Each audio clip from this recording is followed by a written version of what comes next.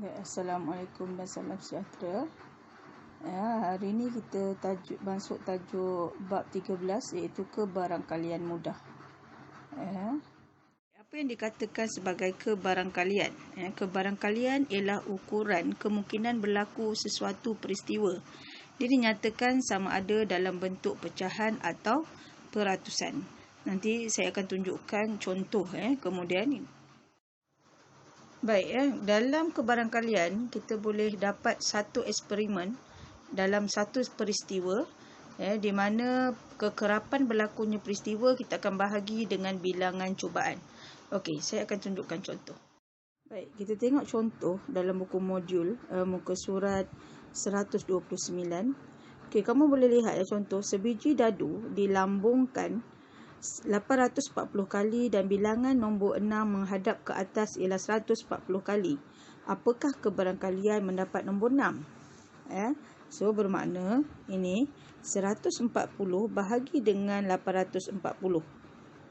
Ini adalah kebarangkaliannya. Okey, so kita akan kecilkan. Kecilkan 140 bagi 140 dapat 1. 840 bagi 140 dapat 6. So yang nilai terkecilnya ialah 1/6. Bermakna kebarangkaliannya ialah 1/6. Tengok soalan yang pertama.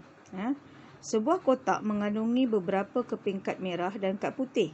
Sekeping kad dikeluarkan daripada kotak itu sebanyak 500 kali. Dengan kad itu dikembalikan ke dalam kotak itu setiap kali sebelum pengeluaran kad yang seterusnya. Jika bilangan kad merah diperolehi ialah 180 kali, apakah kebarangkalian mendapat kad merah? So dalam kotak tu ada 500 kali kad boleh dikeluarkan. Tapi warna merah 180 kali. Apakah kebarangkalian kad merah kita akan dapat? Jadi kita bahagikan 180 bahagi 500. Kamu kecilkan. Bila kamu kecilkan, kamu akan dapati 9/25. Itulah kebarangkaliannya. So cikgu nak kamu buat soalan nombor 2 dan 3. Dalam kebarangkalian, dia ada ruang sampel. Ruang sampel ialah set kesudahan yang mungkin bagi sesuatu eksperimen. Okey, kamu boleh tengok nanti contoh yang saya bagi. Tengok contoh 4 ni. Sekeping kad telah dipilih secara rawak dari sebuah kotak yang mengandungi kad nombor 1 hingga 9. Tentukan sama ada peristiwa berikut mungkin berlaku atau tidak mungkin berlaku. Okey, yang pertama dia nak nombor lebih besar daripada 5. Yang kedua, nombor dengan 2 digit. Dan yang ketiga, faktor bagi 15. Okey, sebelum apa-apa kita mesti letakkan ruang sampel. Ruang sampel ni kita simbolkan sebagai S. Okey, ini adalah cara menulis sampel. Cara menulis set iaitu ada kurungan dan tutup kurungan. Kemudian kita tuliskan tutup kurungan dan buka kurungan mesti cara macam ni dalam gambar ni.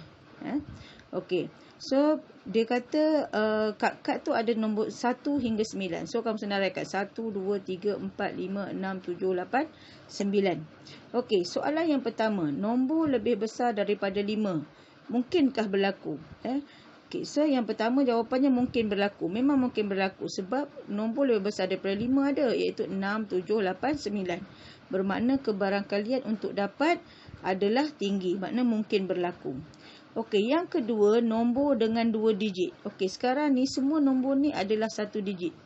Jadi, jawapannya tidak mungkin berlaku. Bermakna dalam ni kita tak boleh dapat pun nombor 2 digit sebab semuanya 1 digit. Jadi, jawapannya tidak mungkin berlaku.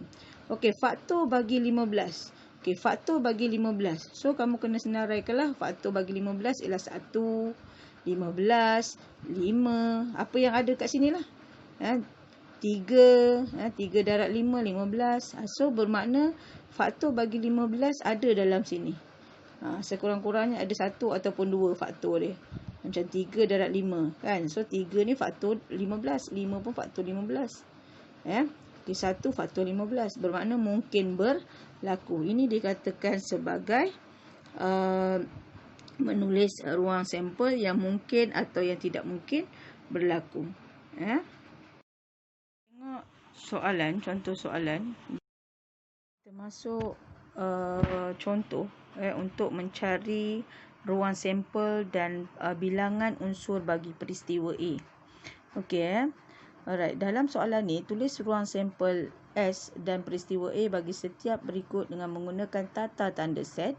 Nyatakan bilangan unsur dalam ruang sampel di mana NS dan peristiwa NA. Bermakna dia nak bilangan unsur tu. Okey, kita tengok contoh. Contoh yang pertama, sebiji dadu dilambungkan A ialah peristiwa mendapat suatu nombor genap. Okey, so kita senaraikan. Dia punya peristiwa ataupun ruang sampelnya ialah dadu ialah 1, 2, 3, 4, 5, 6. Dadu. Okey, kemudian peristiwa dapat nombor genap ialah 2, 4, 6. Bermakna peristiwa untuk mendapat nombor genap ialah dalam dadu ada 2, 4, 6 kan.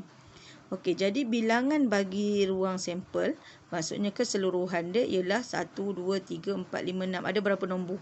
Ada 6 nombor. So bilangannya 6 lah. Okey, untuk peristiwa mendapat nombor genap, berapa unsur dalam dia?